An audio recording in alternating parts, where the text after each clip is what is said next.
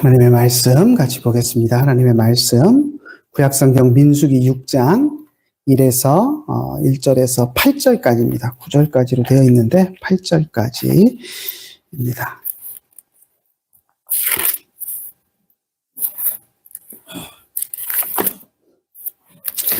구약성경 204페이지 민수기 6장 1절부터 8절까지 같이 천천히 한 목소리로 같이 읽겠습니다. 여호와께서 모세에게 말씀하여 이르시되 이스라엘 자손에게 전하여 그들에게 이르라. 남자나 여자가 특별한 서원 곧 나실인의 서원을 하고자 자기의 몸을 구별하여 여호와께 드리려고 하면 포도주와 독주를 멀리하며 포도주로 된 초나 독주로 된 초를 마시지 말며 포도즙도 마시지 말며 생포도나 건포도도 먹지 말지니 자기 몸을 구별하는 모든 날 동안에는 포도나무 솟아는 씨나 껍질이라도 먹지 말며 그 서원을 하고 구별하는 모든 날 동안은 삭도를 절대로 그의 머리에 대지 말 것이라. 자기 몸을 구별하여 여호와께 드리는 날이 차기까지 그는 거룩한즉 그의 머리털을 길게 자라게 할 것이며 자기 몸을 구별하여 여호와께 드리는 모든 날 동안은 시체를 가까이 하지 말 것이요 그의 부모, 형제, 자매가 죽은 때라도 그로 말미암아 몸을 더럽히지 말 것이니 이는 자기의 몸을 구별하여 하나님께 드리는 표가 그의 머리에 있음이라. 자기의 몸을 구별하는 모든 날 동안 그는 여호와께 거룩한 자니라. 아멘.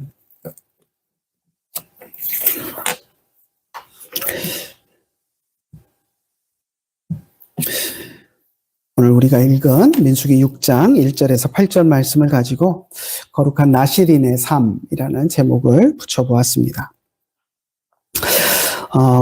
설교를 준비하면서 16세기 종교개혁 상황에서 마틴 루터를 비롯해서 여러 종교개혁자들이 외쳤던 한마디가 생각이 났습니다. 그것은 무엇이냐면 만인제사장이라는 외침입니다. 종교개혁을 하면서 많은 종교개혁자들이 물론 믿음으로 구원받는다라는 것, 중세 로마 교회가 공로주의 신앙에 빠져서 공로를 쌓아서 구원받는다라는 잘못된 복음을 가르쳐서 그것에 대한 반론으로 아니다, 믿음으로 구원받는다, 오직 하나님의 은혜로 구원받는다라는 것을 주장하면서 16세기 종교개혁자들이 종교개혁을 시작을 했습니다. 하지만 그 외침과 더불어서 마틴 루터를 비롯해서 여러 종교개혁자들이 또 외쳤던 것이 있는데 그것은 무엇이냐면 만인제사장이라는 개념입니다. 루터가 아주 강하게 외치기는 했지만 다른 종교개혁자들도 이 세상 모든 믿는 하나님의 백성들이 이제 다 왕같은 제사장이다라는 것을 부인하지 않았습니다. 다 이구동성으로 함께 주장하는 내용이었습니다. 종교개혁자들은 대부분 만인제사장의 책임 위에 세워진 교회를 갈망했습니다. 모든 성도들이 제사장적인 책임을 가지고 교회를 세워나갈 것을 갈망했는데요. 근데 오늘날 많은 사람들이 이 마틴 루터가 외쳤던 만인제사장 이 주장을 학설이라고 해야 되나요? 만인제사장이라는 이 설을 잘못 이해하고 또 잘못 주장하고 있는 것들을 보게 됩니다. 특히 일부 목사님들 가운데 이 만인제사장에 대해서 잘못된 가르침을 전파하고 있는 것들을 유튜브에서도 쉽게 찾아볼 수 있습니다. 마치 이들은 만인제사장이라는 그 외침이 종교개혁자들이 만인제사장이라는 것을 외쳤던 것이 이 세상 모든 사람들이 다 제사장과 같으니 더 이상 목사나 사제 이런 것들은 다 필요 없다. 모든 직분은 다 필요 없고 다 똑같은 우리가 다 제사장이다 하는 그런 개념으로 이야기하는 것처럼 그렇게 주장을 합니다. 하지만 마틴 루터도 그렇고 종교개혁자들이 외쳤던 이 만인 제사장 이론은 결코 목사도 필요 없고 장로도 필요 없고 다 아무 직분도 필요 없고 우리가 다 제사장이니 우리는 다 평등한 성도들이다라고 그렇게 주장하는 것은 결코 아닙니다. 예수 그리스도께서 중보 사역을 완성하셨기 때문에 더 이상 사람이 예수 그리스도 외에 다른 중보자가 필요 없다라는 것을 이야기한 것입니다. 구약 시대에는 예수님이 오시기 전이기 때문에 오실 예수님이 우리를 대신해서 죄를 속죄해 주실 그 사건을 제사장이 중재가 되어서 그것을 예표하는 예식을 행했습니다. 그래서 죄를 지은 백성과 이스라엘 백성과 하나님 사이에 제사장이 있고 이스라엘 백성이 직접 하나님 앞에 제사 드리지 못했고 제물을 가져오면 제사장이 대신 하나님 앞에 제사를 드려주고 속죄 제사를 드려주고 그래서 중간에서 제사장이 하나님과 이스라엘 백성 사이에 중보자 역할을 했습니다. 그것은 예수님에 대한 예표였고 예수님이 오신 뒤에는 이제 더 이상 제사장이 중재를 해야 되는 중보자로서의 우리와 하나님 사이의 역할을 하는 그것은 없어졌다라는 것입니다. 그러니 모든 사람들이 왕 같은 제사장처럼 하나님 앞에 나아가서 직접 하나님께 우리의 죄를 고하고 회개하고 하나님이 주시는 은혜를 직접 받을 수 있다라는 것이 만인 제사장 이론입니다. 성경에 분명히 나와 있습니다. 예수님이 우리의 중보자가 되어주셨기 때문에 예수님 외에 다른 어떤 중보자도 우리에게는 필요하지 않습니다. 중세 로마 교회가 사제들을 하나님과 인간 사이의 중보자로 이야기를 했습니다. 오늘날도 별다른 것 같지 않아요. 그런데 모르겠습니다. 오늘날 천주교는 제가 자세히 연구를 해보지 않았기 때문에 별다른 게 없는 것 같아 보이지만 아무튼 중세 로마 교회는 하나님과 일반 백성 사이에 사제들이 특히 교황이 중간에서 중재 역할을 해야 구원을 받는 것처럼 그렇게 이야기를 했습니다. 중보자가 된다는 것입니다. 구약시대에 제사장들이 죄인들의 제물을 받아서 죄인들 대신에 제사를 드려주었던 것처럼 사제들이 또 주교들이 교황이 평신도들을 대신해서 미사를 드려줘야 그들이 하나님 앞에 나아갈 수 있고 죄를 사함을 받을 수 있다라는 잘못된 가르침을 주었습니다. 그래서 종교개혁자들이 그건 잘못됐다. 사제들이 중보자가 되어서 하나님의 백성들과 하나님 사이를 연결해주는 역할을 하는 것은 결코 아니다라고 해서 교황을 비롯해서 로마교회 주교들과 사제들이 그렇게 잘못하는 것에 대해서 반발하면서 모두가 다 왕같은 제사장으로 예수 그리스도 이름으로 하나님 앞에 나아갈 수 있는 것이다 라고 하는 의미로 만인 제사장설을 주장을 했습니다. 특히 그 당시에 로마 교황이 어떤 짓을 했냐면 자기가 중보자가 되어서 죄를 사해 줄 수 있기 때문에 자기에게 돈을 가지고 와서 자기가 죄를 사하노라 라고 쓴 죄를 사한다라는 증서, 면죄부라고 우리가 부르죠. 그것을 사면 네가 죄 사함을 받고 천국에 바로 갈 수 있다라고 하는 그런 말도 안 되는 집들을 했습니다. 그래서 그렇게 면죄부를 판매를 하면서 돈벌이를 하던 그런 상황에서 그런 횡포에 맞서서 더 이상 우리들에게는 제사장이 필요 없다. 예수님이 우리의 대제사장이 되어주셨으니 우리는 다 모두가 다 예수님의 보혈의 공로를 의지해서 왕같은 제사장으로 하나님 앞에 나아가는 것이다 라고 이야기를 한 것입니다. 우리 성경 구절 한 군데 찾아볼까요? 제가 화면에 입력은 못했는데 우리가 너무 여러분들 잘 아시는 내용입니다. 베드로전서 2장 9절 한번 같이 읽어봅시다. 베드로전서 2장 9절입니다. 신약성경 378페이지입니다. 베드로전서 2장 9절 말씀 자, 다 같이 한번 읽어보겠습니다. 그러나 너희는 택하신 족속이요 왕 같은 제사장들이요 거룩한 나라요 그의 소유가 된 백성이니 이는 너희를 어두운 데서 불러내어 그의 기이한 빛에 들어가게 하신 이의 아름다운 덕을 선포하게 하려 하심이라. 자, 너희는 택하신 백성이다, 족속이다 라고 이야기하고 왕 같은 제사장들이다 라고 선포하는 것을 볼 수 있습니다. 베드로 사도가 우리를 향해서 우리는 왕 같은 제사장들이다 라고 이야기했습니다. 그 이유가 무엇입니까? 더 이상 우리는 제사장이 필요 없고 예수 그리스도의 보혈을 의지해서 우리가 제사장처럼 주님 앞에 나아간다는 것입니다. 구약은 제사장이 하나님과 이스라엘 백성 사이에 중보자 역할을 수행하는 그런 개념이었습니다. 중보자, 참된 중보자 되시는 예수님이 이 땅에 오시기 전에 이제 그 역할을 한시적으로 감당했던 사람들인데요.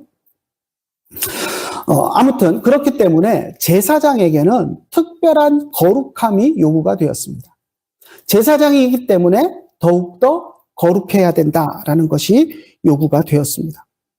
그래서 구약의 율법에 레위기에 보면 제사장의 그런 복식들, 제사장이 갖추어 입어야 하는 옷들을 이야기하면서 이렇게 옷을 지어서 입어라라고 이야기를 할 때 보면 제사장의 거룩한 모습이 드러나도록, 물론 뭐 옷을 화려하게 멋있게 입었다고 거룩함이 드러나는 것은 아니지만 아무튼 이스라엘 백성들 앞에 그 거룩한 모습을 드러내 보일 수 있도록 복식을 갖추도록 그렇게 아주 복잡한 복식을 이야기하셨고, 그리고 제사장들이 머리에 쓰는 관이라고 해야 되나요?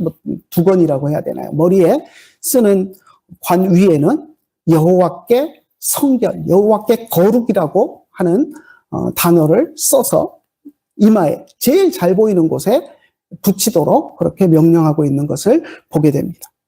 그래서 제사장이라고 한다면 우리는 제사장 그러면 뭔가 특권을 가진 사람 같고 백성들 위해 군림하는 사람 같고 이런 느낌이 들지만 성경이 이야기하는 제사장은 그것이 아니라 제사장 하면 가장 먼저 떠올라야 할 것은 성결한 삶입니다. 백성들, 일반 백성들보다 훨씬 더 높은 수준의 거룩함과 성결함을 강조하고 그것을 지키도록 제사장들에게 요구가 되었습니다. 아론의 자손이 아닌 사람은 절대 제사장이 될 수 없었습니다. 오늘날 우리가 상식적으로 생각하면 어떻게 그럴 수 있느냐, 만인이 평등해야지, 누구나 다 제사장이 될 수 있어야지, 무슨 족벌 체제냐, 세습이냐 막 하면서 오늘날 우리 개념으로 한다면 외칠 것입니다. 하지만 하나님은 아론의 후손들로만 제사장을 세우라라고 분명하게 명령하셨고, 그 대신에 아론의 후손 제사장들에게는 일반 백성들보다 더 특별한 거룩함을 요구하셨습니다. 일반인들은 제사장이 될 수가 없었고요. 그리고 마찬가지로 제사장에 해당되는 높은 수준의 거룩함도 요구되지 않았습니다. 그런데 일반인들 가운데 스스로 제사장 수준의 거룩함으로 내가 하나님 앞에 나아가겠습니다라고 다짐하는 사람들이 있었습니다. 그리고 그렇게 살려고 하는 사람들이 있었습니다. 그들이 바로 나실인입니다. 오늘 우리가 읽은 본문에 나오는 것이 이제 나실인의 개념인데요.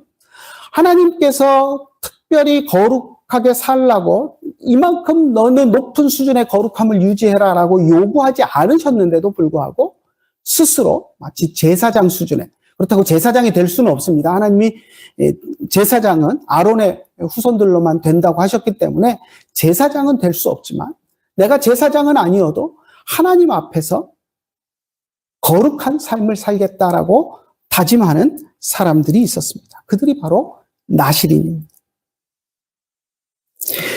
제사장직은 또 남자들만 수행할 수 있었습니다. 아론의 자손들이라고 남자 여자 다 제사장 되는 게 아니라 남자들만 제사장이 되었습니다. 그런데 나실인의 규례를 보면 나실인이 될 때는 남자나 여자나 상관없이 하나님 앞에 서원하고 나실인이 되도록 하는 것을 보게 됩니다. 오늘 우리가 읽은 본문에 한번 볼까요? 2절 한번 같이 읽어봅시다. 이스라엘 자손에게 전하여 그들에게 이르라. 남자나 여자가 특별한 서원 곧 나실인의 서원을 하고자 자기 몸을 구별하여 여호와께 드리려고 하면. 자, 나실인으로 자기 자신을 거룩한 모습으로 하나님 앞에 드리려고 서원하는 사람은 남자나 여자나 구분이 없다는 겁니다. 여자도 나실인 서원을 할 수 있고 나실인이 될 수 있고 남자도 나실인을 서원을 하고 나실인이 될 수 있다라고 이야기하고 있습니다. 제사장직은 반드시 아론의 후손들이어야 하고 그 중에서도 남자여야 하고 또 그들은 제일 높은 수준의 거룩함을 하나님 앞에 보여야 된다라고 하나님이 명령하셨지만 제사장이 될 수 없는 자격에 있는 사람들, 아론의 자손도 아니고 또 남자도 아닌 여자들이 하나님 앞에 거룩한 삶을 살기를 원하면 자기들이 제사장은 될 수 없지만 거룩한 삶을 살기 위해서 서원을 하고 일정 기간 혹은 한평생 하나님 앞에서 높은 수준의 거룩함으로 자기의 생활을 정돈해 나가고 또 거룩함을 보이는 삶을 살았던 것이 나실인의 그런 삶이었습니다. 나실인들은 보통 일반적으로는 일정 기간 동안 하나님 앞에 나실인으로 살아갈 것을 서원하고 그렇게 그 기간 동안 거룩함을 유지했습니다. 하지만 때때로 보면 한평생 나실인으로 살아갔던 사람도 있습니다. 사실 한평생 나실인으로 산다라는 것은 정말 어려운 일입니다. 왜냐하면 나실인의 그런 규례를 보면 어떻게 보면 일반 제사장보다도 더 높은 수준의 그런 성결함, 거의 대제사장급의 성결함을 요구하고 있기 때문에 그런 모습으로 한평생 살아간다라는 것은 쉽지 않습니다. 그래서 대부분 서원하는 사람들이 일정 기간, 내가 일주일 동안, 한 달 동안, 1년 동안 내가 하나님 앞에 거룩한 삶을 살겠습니다라고 서원하고 그렇게 삶을 살아갔습니다. 근데 가끔 가다 보면 우리 삼손 같은 경우 태어날 때부터 평생 나실인으로 그 부모가 서원했고 태어나서 그 의무를 다하면서 또 살아가야 했던 사람도 있습니다. 그래서 나실인을 보면 나실인이라는 이 단어는 대제사장과 아주 많은 부분에서 연관되어 있는 것을 보게 됩니다.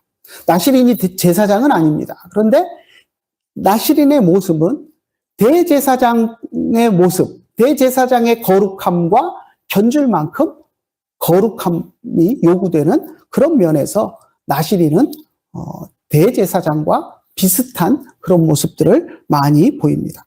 아까도 얘기했지만 제사장의 머리에 여호와께 성결이라고 쓰는 그 성결이라는 단어가 오늘 본문에 나오는 나실인이라고 할 때 그 단어와 겹치는 단어입니다. 같은 어원을 가지고 있고 발음도 같고 한 것을 보는데요.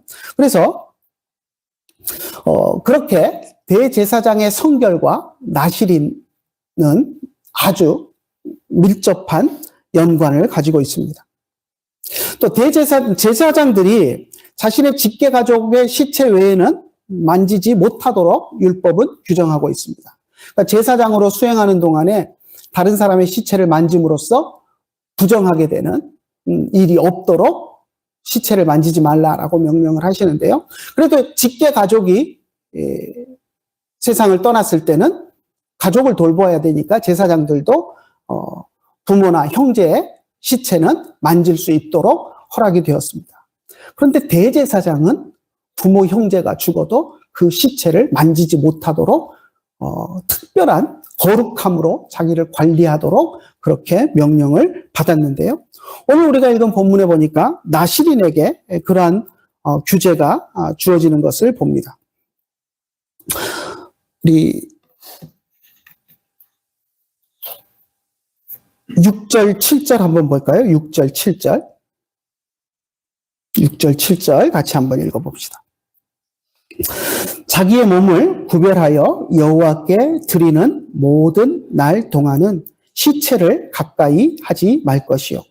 그의 부모, 형제, 자매가 죽은 때에라도 그로 말미암아 몸을 더럽히지 말 것이니 이는 자기의 몸을 구별하여 하나님께 드리는 표가 그의 머리에 있습니다.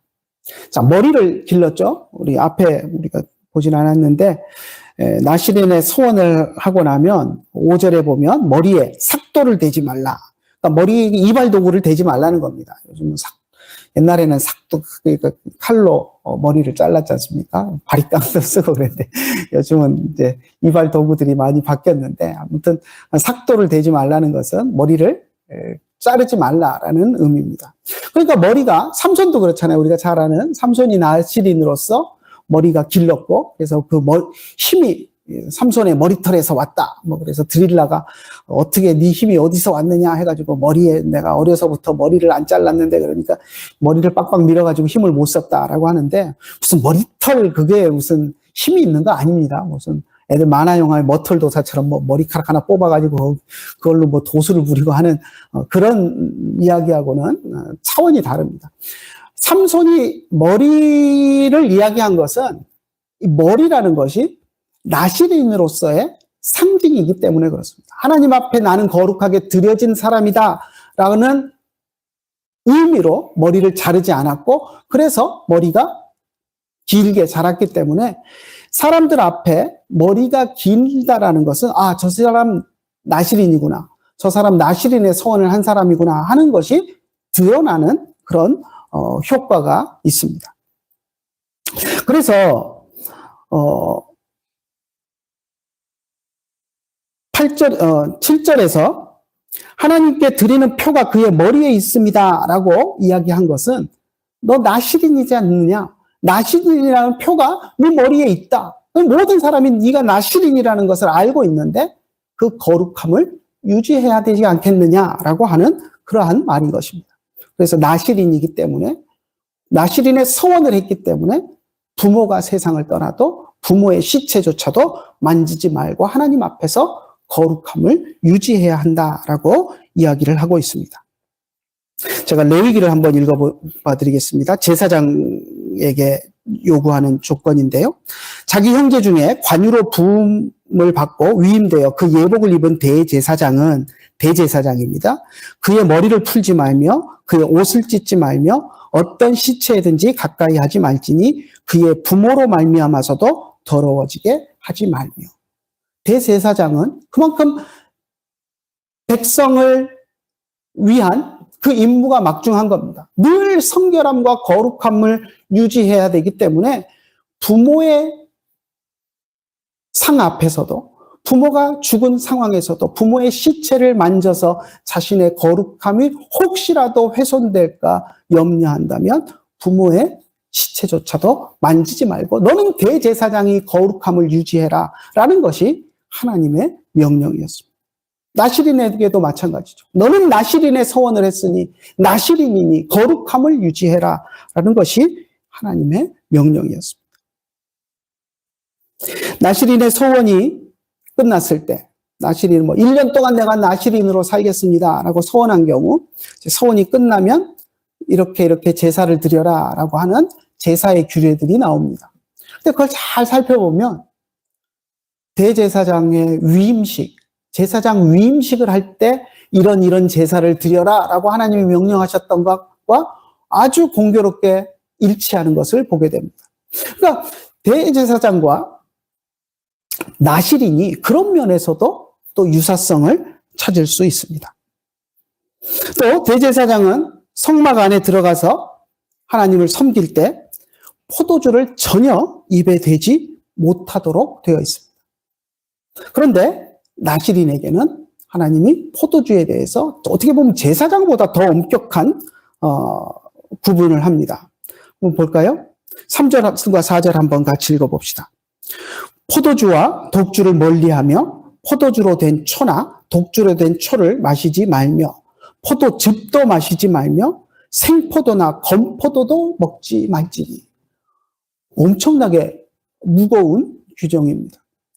포도주, 독주라고 표현된 것은 이제 포도로 해서 발효가 많이 된 알코올 성분이 높은 술을 우리가 이제 성경에서 포도주라는 단어에다 더해서 독주라는 표현을 씁니다. 알코올 도수가 올라간 것은.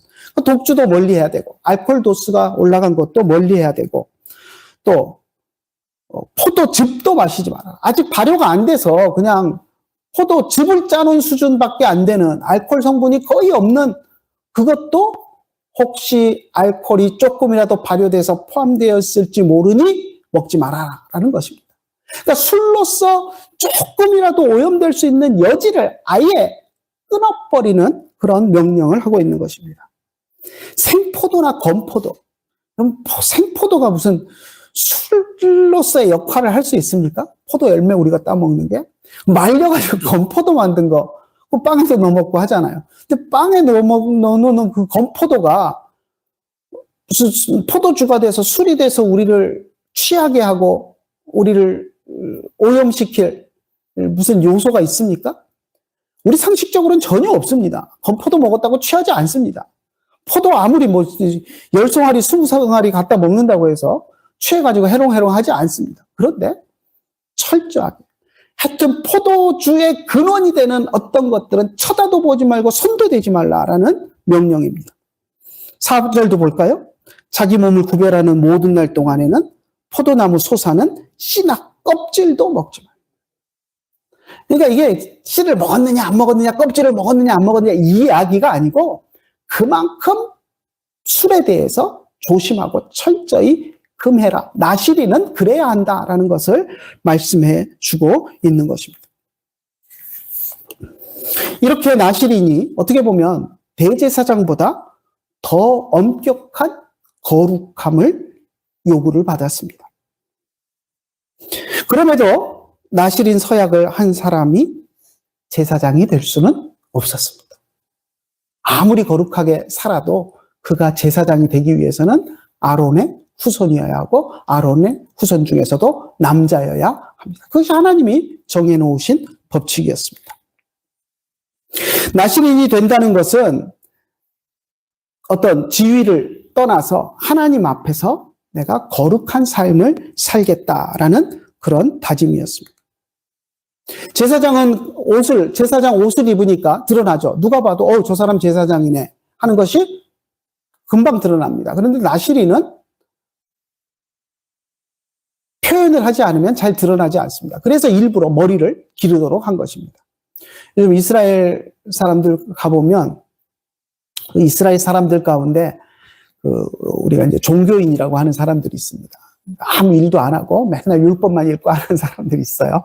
근데 그 사람들 보면 아주 티나게 하고 다닙니다.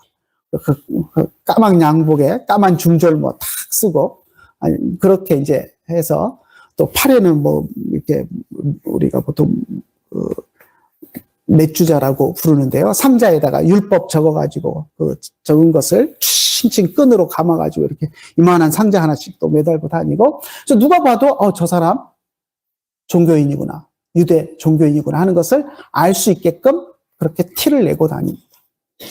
왜 그게 필요할까요?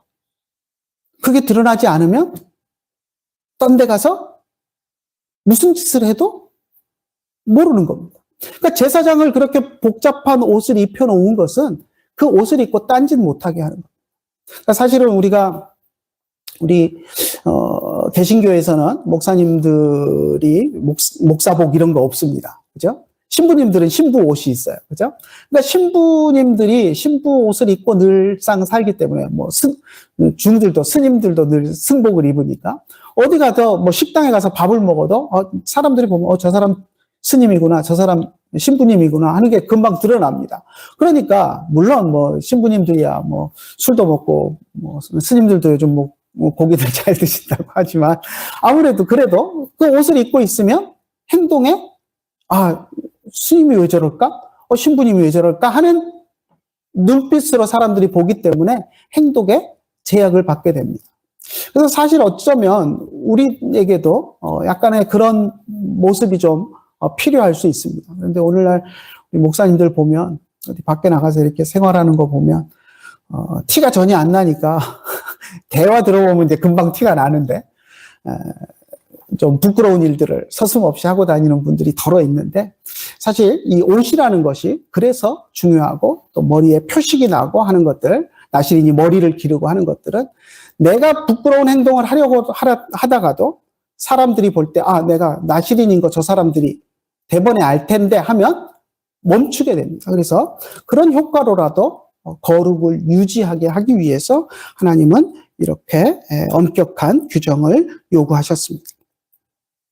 그래서 대제사장과 나실인이 거룩이라는 측면에서 아주 공통점이 있고, 우리는 대제사장 그러면 무슨 제사를 드리고 뭐 백성 앞에서 이렇게 행세하고 하는 그런 것만 생각하는데, 그게 아니라 하나님 앞에서는 대제사장 그러면 특별한 거룩이 있어야 되는 존재라는 것을 우리는 기억해야 합니다.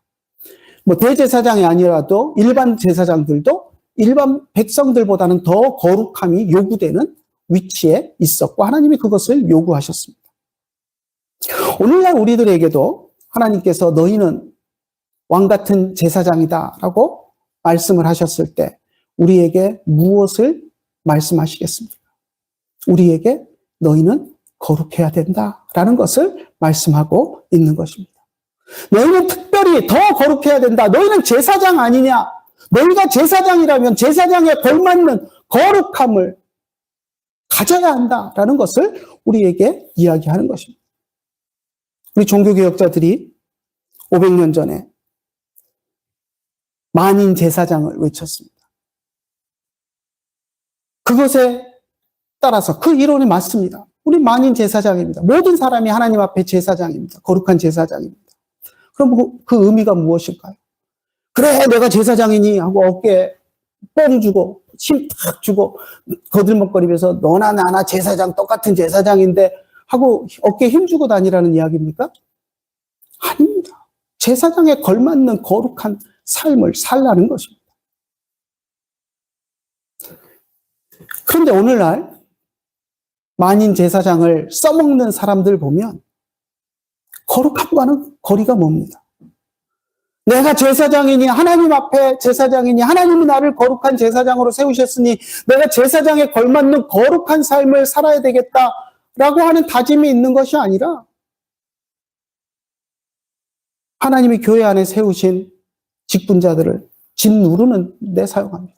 너나 나나 목사나 장로나 다 같은 만인 제사장인데 니들이 뭐라고 설치느냐 하는 용도로 써먹습니다.